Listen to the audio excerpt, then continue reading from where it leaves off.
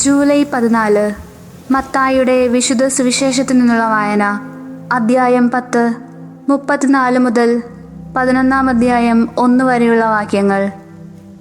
അക്കാലത്ത് യേശു തൻ്റെ ശിഷ്യന്മാരോട് അരുളി ചെയ്തു, ഭൂമിയിൽ സമാധാനമാണ് ഞാൻ കൊണ്ടുവന്നിരിക്കുന്നത് എന്ന് നിങ്ങൾ വിചാരിക്കരുത്.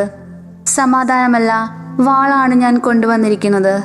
എന്തെന്നാൽ ഒരുവനെ തൻ്റെ പിതാവിനെതിരായും മകളെ അമ്മയ്ക്കെതിരായും മരുമകളെ അമ്മായിയമ്മയ്ക്കെതിരായും ഭിന്നിപ്പിക്കാനാണ് ഞാൻ വന്നിരിക്കുന്നത്. സ്വന്തം കുടുംബത്തിൽപ്പെട്ടവർ തന്നെയായിരിക്കും ഒരുവൻ്റെ ശത്രുക്കൾ. എന്നേക്കാൾ അധികം പിതാവിനെയോ മാതാവിനെയോ സ്നേഹിക്കുന്നവൻ എനിക്ക് യോഗ്യനല്ല. എന്നേക്കാൾ അധികം പുത്രനെയോ പുത്രിയെയോ സ്നേഹിക്കുന്നവനും എനിക്ക് യോഗ്യനല്ല. സ്വന്തം കുരിശെടുത്ത് എന്നെ അനുഗമിക്കാത്തവൻ എനിക്ക് യോഗ്യനല്ല.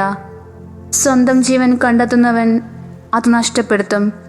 എന്നെ പ്രതി സ്വന്തം ജീവൻ നഷ്ടപ്പെടുത്തുന്നവൻ അത് കണ്ടെത്തും. നിങ്ങളെ സ്വീകരിക്കുന്നവൻ എന്നെ സ്വീകരിക്കുന്നു, എന്നെ സ്വീകരിക്കുന്നവൻ എന്നെ അയച്ചവനെ സ്വീകരിക്കുന്നു.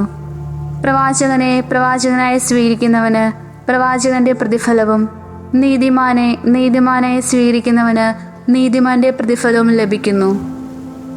ഈ ചെറിയവരിൽ ഒരുവന് ശിഷ്യന് എന്ന നിലയിൽ ഒരു പാത്രം വെള്ളമെങ്കിലും കൊടുക്കുന്നവന് പ്രതിഫലം ലഭിക്കാതിരിക്കുകയില്ലെന്ന് സത്യമായി ഞാൻ നിങ്ങളോട് പറയുന്നു.